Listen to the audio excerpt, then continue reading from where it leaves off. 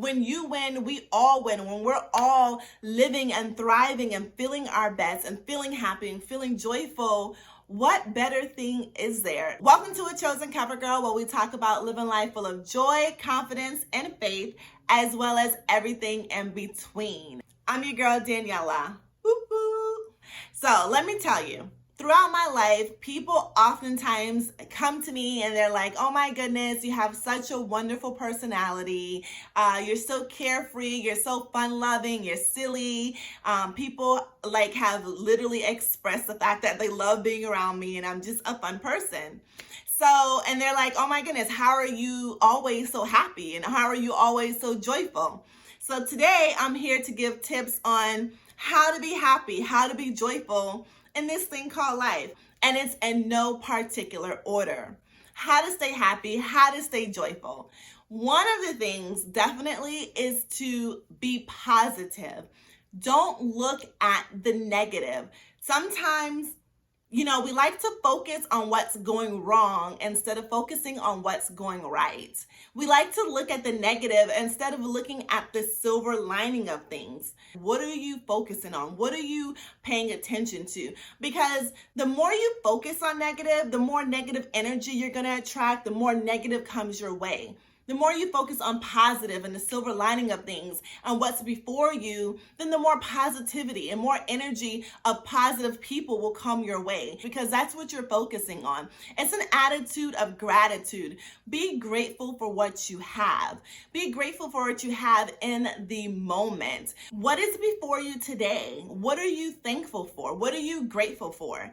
And stop overlooking those things, because sometimes things are right before us.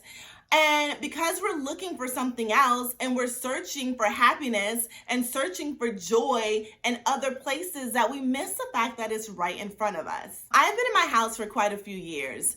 And I remember when I was 3 years into the ownership of my home, I was working from home one day and I could hear the sound, like the peaceful tranquility of water running. It was so peaceful and so nice. And it dawned on me, I'm like, that's my jacuzzi. In that moment, I realized that God had answered a secret desire of my heart. A few years prior, a very popular pastor that I listened to and follow, he was talking about how he has this huge property, and on his property, he has a water fountain. And that he can hear, no matter where he is in his house, he can hear the water running from that water fountain, and how much joy it brings him and how much peace it brings him and tranquility it brings him. And I remember thinking, I want a house like that. I want a house where on my property, I have a water fountain. I want waterfront. I want to be able to walk the grounds of my property and just hear such wonderful melody of the sound of running water, just the sound of it. So I said, I want that. And I was praying for that. And it wasn't until then, in that moment, when I was listening to the circulation of the jacuzzi and the water falling from the jacuzzi into the pool, that I realized I do have that. Look at what God did. He blessed me with the desires of my heart.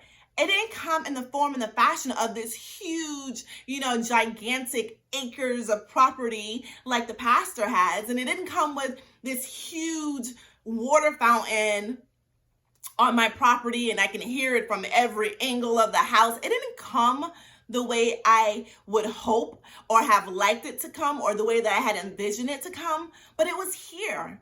And it doesn't mean that it's not going to come in that fashion. It may still very well come, but in the moment, this is what I had today to be grateful for. I don't have to wait until later on whenever I'll have this huge property, if ever. I have it today and I could enjoy it today. And when I tell you, I was overtaken with gratitude. I was so happy, so overwhelmed. I started to just cry and be like, Lord, look at that. This is right before me. I don't have to wait for it. It's here. And it's here as many other blessings are before me. Just like it's here as many other blessings are before you. It's finding joy in the little things. That is where joy comes from. That is where happiness comes from the gratitude of everyday living. That is how I stay joyful. Another way I stay joyful, which is, pretty much a piggyback on what I just said, is not holding my happiness and my joy hostage for another day. Some of us we're holding our happiness hostage for a time, for something to happen, for our lives to change. And what if that never happens at all? So many young ladies I know are like, I'll be so happy. I'll finally be happy when I find a partner in life. And I know we're not here to do life alone, and we want to have a love interest, a partner to do life with, but don't hold your happiness hostage for it. Now is the time to be happy. As we have seen, as 2020 has proven to us, tomorrow is not promised. Things are shaken up like in a moment's time. So now is the time to find joy in your life. Don't hold it hostage. Oh, I'll be happy when I make this promotion. Well, what if you never make the promotion? Be happy today. And I can't tell you how I am just grateful and happy for what I have in the moment. So I can't hold my happiness hostage for something that may never come, because tomorrow isn't promised. Be joyful today. Be happy today.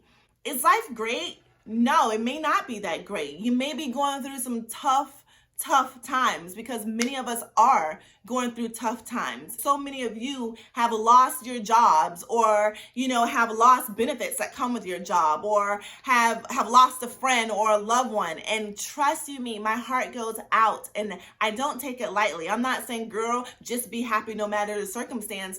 Absolutely not. You're going to mourn. You're going to have moments where you're sad and you're down and out, but don't stay in it. Don't stay in those moments. Cry over it, mourn it, and then keep it moving, because every day above ground is better than any day below ground. Every day 6 feet above ground is better than being 6 feet below ground. That I know for sure. How else do you stay joyful and happy? You protect your joy, you protect your energy from people and things that will steal it. We have to guard our eyes and our ears from the things that will creep up and slowly chip away at our joy, slowly chip away at our happiness. Listen, the saying is true. Misery loves company. Not everybody can handle your free spirit, your joyful spirit. Not everybody can handle that smile on your face. Let me tell you, there was a time that I met some friends for happy hour. And I remember as soon as I sat down, I heard this. All right, don't be coming over here with all that happiness. Like, don't be coming over here with your old happy life, okay? Like, not today. And so apparently one of them was going through a relationship issue. Another person was going through a job issue. So they weren't, the best company in that moment. And me and my joyful attitude and spirit and disposition, they weren't trying to have that. And I get it. But they blatantly told me, back off. We don't want to hear about your happy life right now. And I couldn't hate on them for that. But that's how life is. Not everybody wants to hear about your happy life. Not everybody can handle your joyful and positive spirit. Not everybody can. Not just that, they want to bring you down. They want to talk about woe is me. They want to talk about what the negativity in life, and then plant little seeds into your spirit. And even if that's not their intentions, that's what happens. That's what happens when people are just talking negative, that energy is just planted into you, And another thing, stay away from the woe is me person. Oh, FML, F my life, why me? I can't tell you how many times I've been in the presence or heard someone say, woe is me and why me? That's the thing about Daniela. I have never been a why me person, because the follow-up question is, why not me? Why you? Why not you? Nobody wants the trials and the tribulations that come with life. We all just want joyful days. We all just want amazing things to happen to us. But that's not life. That's not reality. So why you? Who knows why you? But I feel like sometimes the Lord gives us things to show others that it can be done, or to show others that there's still joy in the process, or there's still joy despite your circumstance, that this won't kill you, that you're going to keep it moving, that you're still going to be happy. So why you? To prove to others that you don't have to be down and out and in the slumps. No, show others that they can be joyful. I mean, it might not be the best state, it might not be the best circumstances, but don't let it steal your joy, because the joy of the Lord is your strength. I remember when my son was in the hospital and he was in the NICU, and I went to work. And of course, a lot of people at the office knew what I was going through. A lot of people in my life, they knew what I was going through, that I just had a baby and that he was a preemie and that he had some medical issues. And I would go into the office and I would still go to lunch with my girls. I would still have a smile on my face. And I remember a senior in the office would come to me, give me a hug. Every time he saw me, he would give me a hug and he would look deep into my eyes. He would just stare me deep into my eyes. Are you okay? And I'm like, yeah, I'm good. I'm okay. And just search my eyes for sorrow. Just search me to see if I'm lying. And I'm like, what? Get out my face. Back up. Not everybody is down, out, trodden. Not everybody is woe is me, in the corner, miserable, sad. Yes, I could have been. And yes, there are times where, you will be. But that was not my story. That was not me. I kept the same disposition. I was still joyful. I maintained my happiness, because even though, it was tough times, it was really tough, I could not let it change who I am on the inside. And during that time, I had a colleague and friend, really good friend, not just a colleague, she's my really good friend. She gave me a card. And it was one of those, I'm thinking and praying for you during these times. But in it, she wrote about how she was just inspired by the fact that I continued to smile, that I continued to be the Daniela that she knows.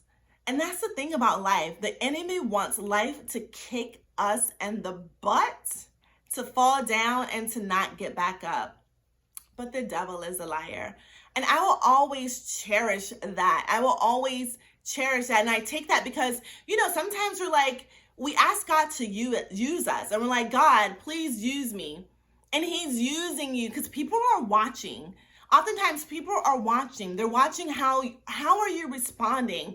How are you acting in these situations during these times? I'm happy that I could have been a light to her. I'm grateful that I could have been a light to others despite what was going on in my situation, despite what was going on around me, because my baby was in that NICU fighting for his life, okay? Just like you protect yourself from negative energy, negative people, surround yourself with positive energy and positive people. I remember a day when somebody sent me a text and they're like, I love being around you. I left you feeling happy. I left you feeling happy. That is such a joy to me. It is a joy for me to bring my energy of positivity and my energy of joy to somebody else, that they left me feeling happy. And I love when someone who's not in the greatest spirit, that I can lift them up. Listen, we're here to do life together. We're here to encourage and sharpen each other, like iron sharpens iron. Life and death is in the power of the tongue. We got to speak positive things. We got to speak positive things to ourselves, to encourage ourselves.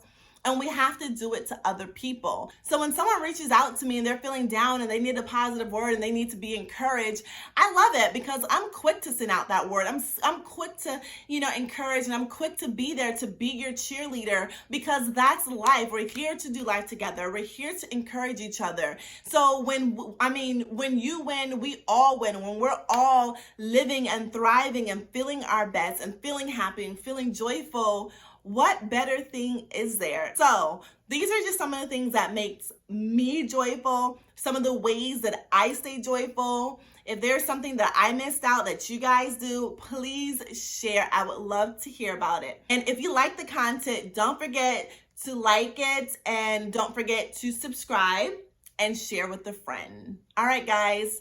Oh, don't forget to put on that notification bell. See ya. Ooh. Uh-oh. I broke my mirror. I had this mirror for just in case I needed to see myself.